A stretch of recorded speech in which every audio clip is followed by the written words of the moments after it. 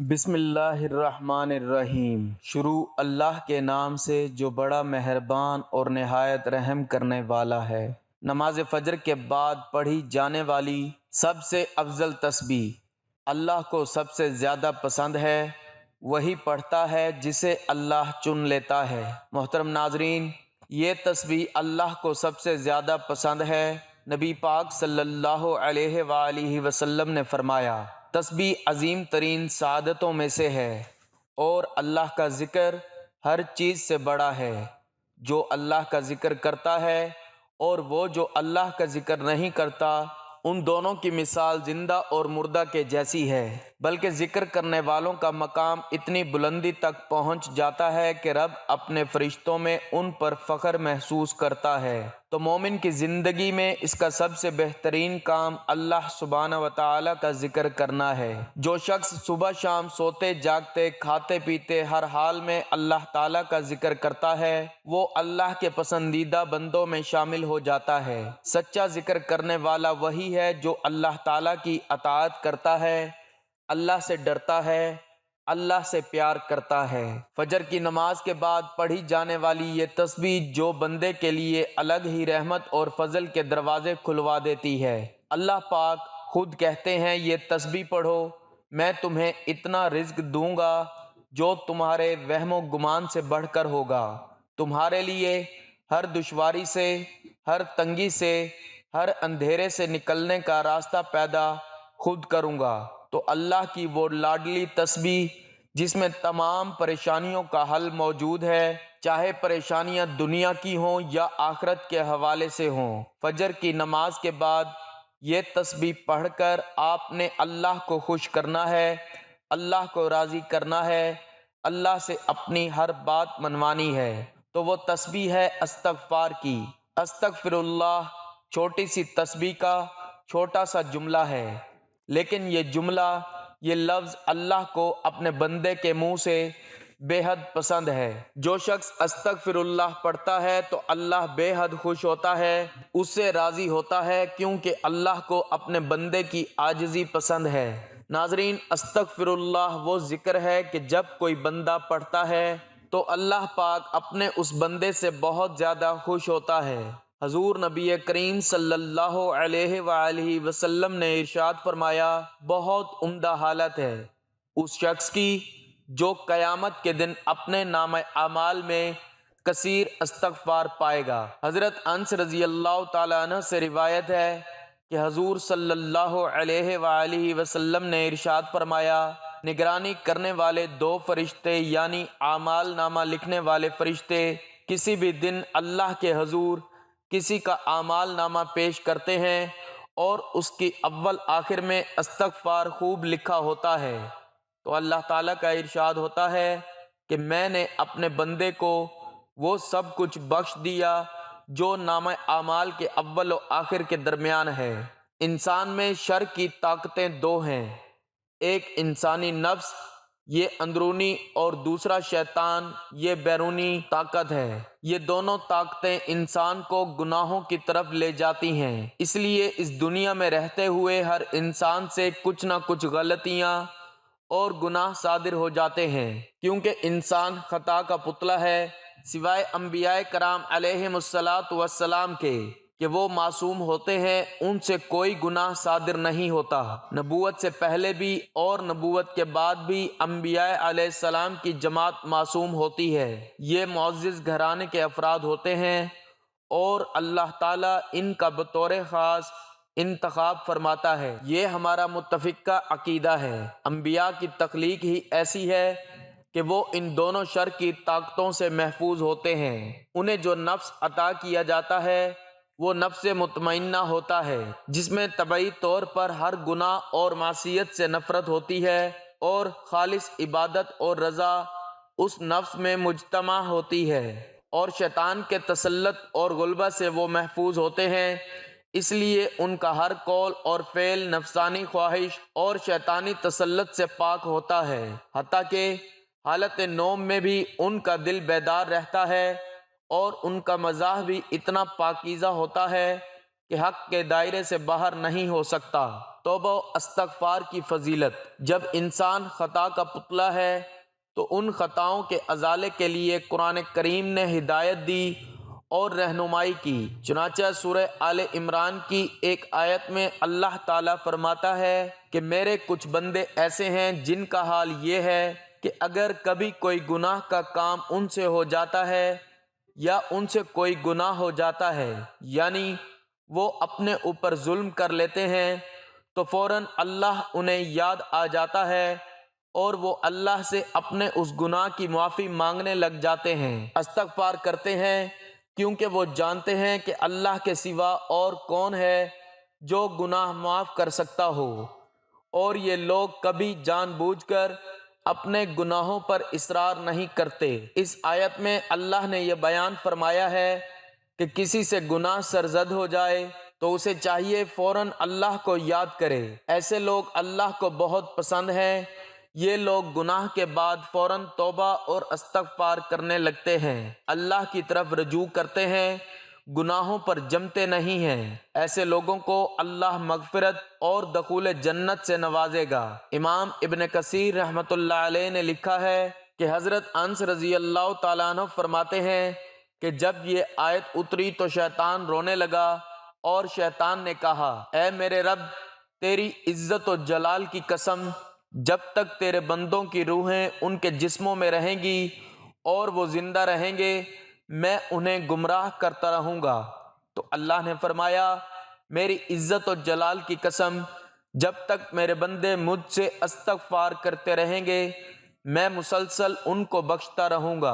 احادیث میں نبی کریم صلی اللہ علیہ وآلہ وسلم نے استغفار کی بہت فضیلت بیان فرمائی ہے۔ ایک حدیث میں رسول کریم صلی اللہ علیہ وآلہ وسلم فرماتے ہیں، جو شخص استغفار کی کثرت کرتا ہے، یعنی ہمیشہ استغفار کرتا رہتا ہے، مسلسل استغفار کرتا ہے، اللہ تعالیٰ ہر تنگی اور پریشانی سے اس کے لیے راستہ نکال دیتا ہے، اور اللہ تعالیٰ ایسے آدمی کو غم سے نجات اور رہائی نصیب فرماتا ہے، اور اس آدمی کو اللہ تعالیٰ ایسی جگہ سے روزی پہنچاتا ہے کہ اس کے گمان میں بھی نہیں ہوتا، اسے معلوم بھی نہیں ہوتا، ایسی جگہ سے اللہ اسے رزق عطا فرماتا ہے۔ یہ حدیث ہمیں یہ تعلیم دیتی ہے کہ ہم کثرت سے چلتے پھرتے اپنے کاموں میں مشغول ہوں تب بھی استغفار کرتے رہیں، اور اس کے 3 بڑے فائدے اس حدیث مبارکہ سے رسول کریم صلی اللہ علیہ وآلہ وسلم نے،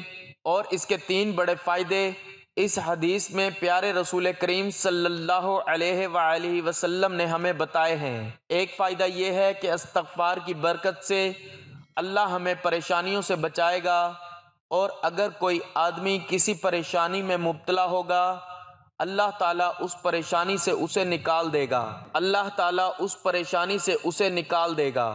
دوسرا فائدہ یہ ہوگا کہ ہر غم سے اللہ ہمیں نجات عطا فرمائے گا، اور تیسرا فائدہ یہ ہوگا کہ اللہ تعالیٰ ہمیں ایسی جگہ سے روزی دے گا جہاں ہمارا گمان بھی نہیں ہوگا، غیب کے خزانوں سے ہمیں اللہ تعالیٰ روزی عطا فرمائے گا۔ نبی کریم صلی اللہ علیہ وآلہ وسلم تو تمام گناہوں سے معصوم تھے، پھر بھی آپ صلی اللہ علیہ وآلہ وسلم کثرت سے استغفار کرتے تھے۔ چنانچہ حضرت ثوبان فرماتے ہیں کہ نبی کریم صلی اللہ علیہ وآلہ وسلم جب نماز سے فارغ ہوتے تو پہلے 3 مرتبہ استغفار کرتے اور پھر یہ دعا پڑھتے، اللہم انت السلام ومنک السلام تبارکت یا ذی الجلال والاکرام۔ مسلم شریف میں حضرت عائشہ رضی اللہ تعالی عنہا سے منقول ہے کہ جب سورہ نصر نازل ہوئی تو آپ صلی اللہ علیہ وآلہ وسلم بکثرت سبحان اللہ وبحمدہ استغفر اللہ واتوب الیہ، سبحان اللہ وبحمدہ استغفر اللہ واتوب الیہ پڑھتے تھے۔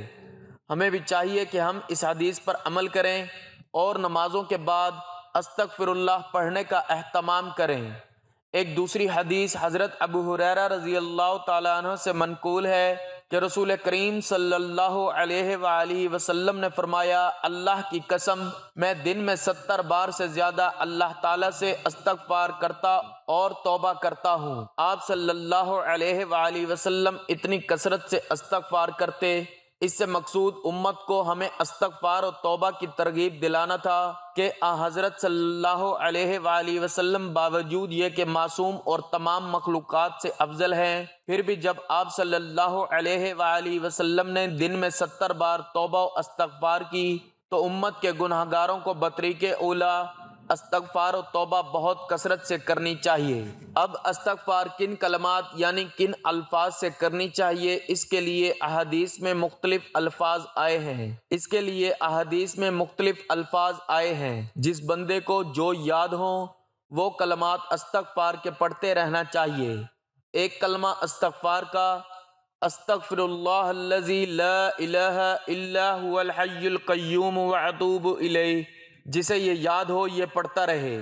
ایک کلمہ استغفر اللہ ربی من کل ذنب واتوب الیہ، یہ بھی پڑھ سکتے ہیں، اور جسے یہ یاد نہ ہو تو استغفر اللہ ہی پڑھتا رہے۔ یہ مختصر کلمہ ہر مسلمان کو یاد ہوتا ہے، اسے پڑھتے رہنا چاہیے، اسے زبان پر ہر وقت جاری رکھیں۔ اللہ تعالی ہمیں استغفار کی تمام فضیلتیں عطا فرمائیں گے۔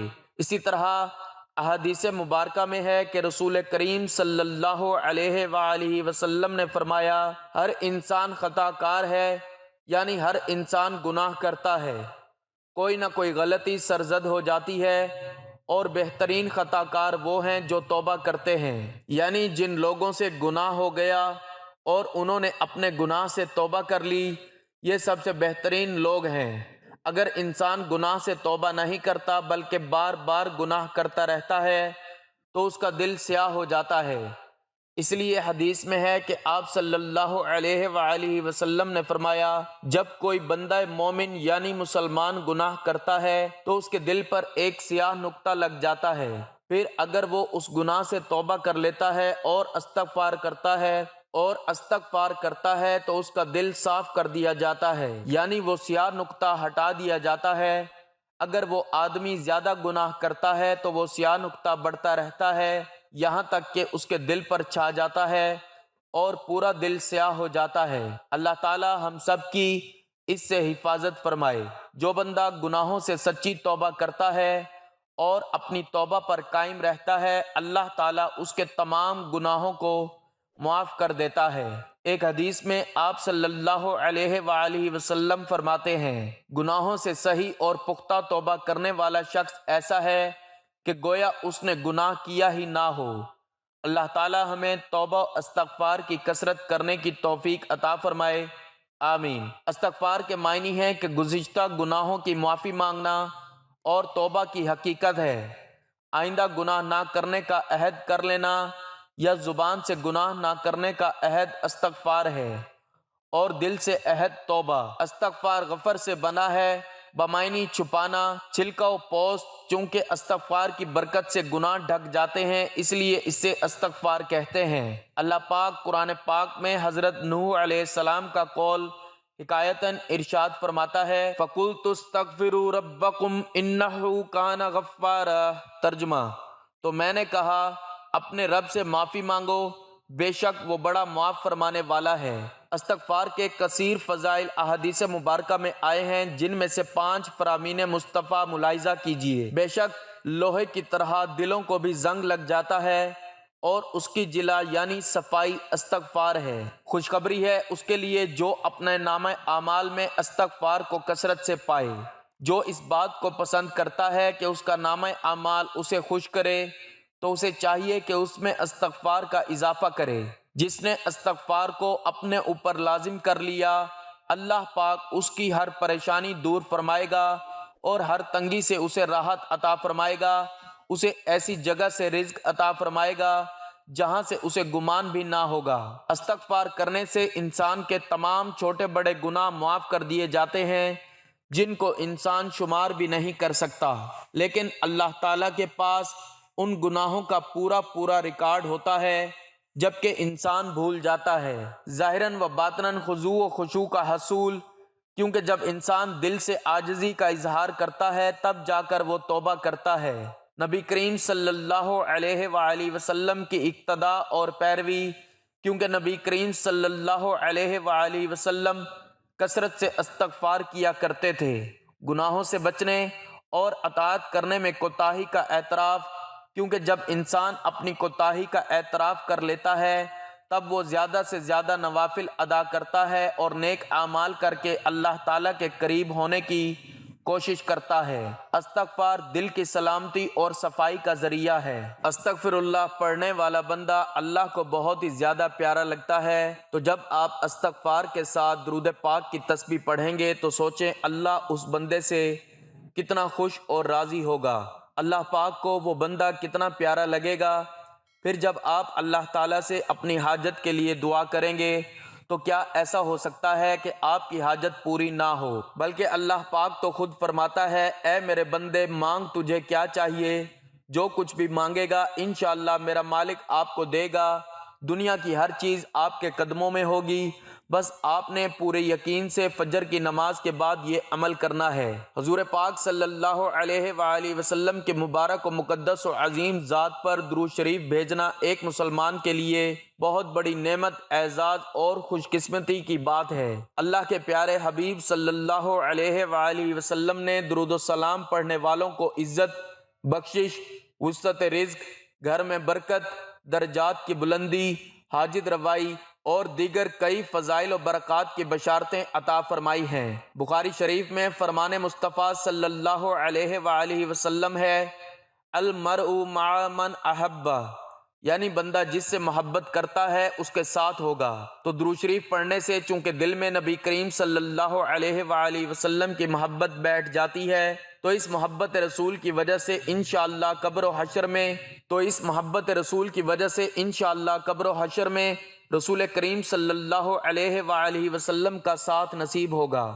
درود شریف پڑھنے والا چونکہ محبت رسول کی بدولت سرکار دو عالم صلی اللہ علیہ وآلہ وسلم کی اطاعت کرتا ہے، اور اطاعت رسول کریم صلی اللہ علیہ وآلہ وسلم کا انعام اللہ کریم یہ عطا فرماتا ہے کہ وہ قیامت کے دن انبیاء و صدیقین و شہداء و صالحین کے ساتھ ہوگا، اور ان سب نفوس قدسیہ کے سردار خود حضور سرور کائنات صلی اللہ علیہ وآلہ وسلم ہیں۔ تو نتیجہ یہ نکلا کہ درود پڑھنے والا ان سب مقبولان الہی کے ساتھ ہوگا۔ قرآن کریم میں ہے کہ اطاعت رسول کریم اللہ پاک کا محبوب بناتی ہے۔ قل ان کنتم تحبون اللہ فاتبعونی یحببکم اللہ۔ ترجمہ، اے محبوب تم فرما دو کہ لوگو اگر تم اللہ کو دوست رکھتے ہو تو میرے فرما بردار بن جاؤ، اللہ تمہیں دوست رکھے گا۔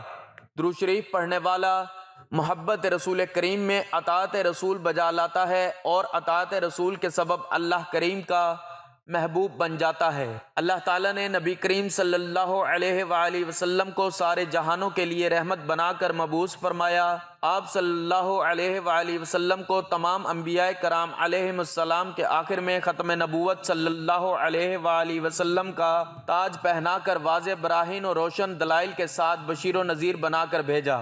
آپ صلی اللہ علیہ وآلہ وسلم کو تمام انبیاء کرام علیہم السلام کے آخر میں ختم نبوت صلی اللہ علیہ وآلہ وسلم کا تاج پہنا کر واضح براہین و روشن دلائل کے ساتھ بشیر و نذیر بنا کر بھیجا۔ اللہ تعالیٰ نے آپ صلی اللہ علیہ وآلہ وسلم کی باسط سے سوئی ہوئی عقلوں کو جگایا، اندھی آنکھوں کو روشنی اور بہرے کانوں کو قوت سماعت بخشی، اور ذلل مبین سے ہٹا کر صراط مستقیم پر گامزن فرمایا۔ اللہ تعالیٰ کے عظیم احسان اور حضور خاتم النبیین صلی اللہ علیہ وآلہ وسلم پر ایمان کا یہ لازمی تقاضا ہے کہ نبی کریم صلی اللہ علیہ وآلہ وسلم کے ساتھ جان و مال، اہل و عیال، حتیٰ کہ ہر چیز سے بڑھ کر آپ صلی اللہ علیہ وآلہ وسلم کے ساتھ محبت و عقیدت کا لازوال رشتہ قائم کیا جائے، نبی کریم صلی اللہ علیہ وآلہ وسلم کی مکمل اطاعت و اتباع کی جائے، اور اللہ تعالیٰ کا حکم سمجھ کر آپ صلی اللہ علیہ وآلہ وسلم پر کثرت سے درود و سلام بھیجا جائے۔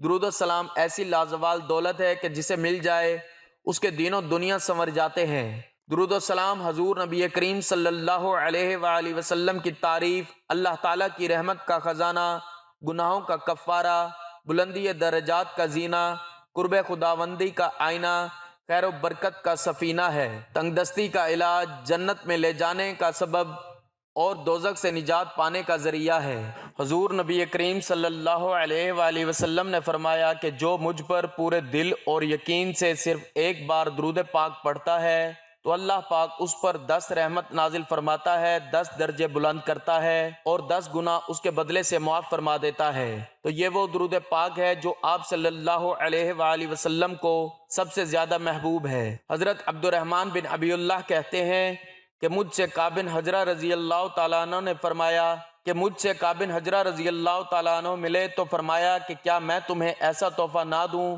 جسے میں نے نبی اکرم صلی اللہ علیہ وآلہ وسلم سے سنا ہے؟ تو میں نے عرض کیا کہ ضرور دیجئے۔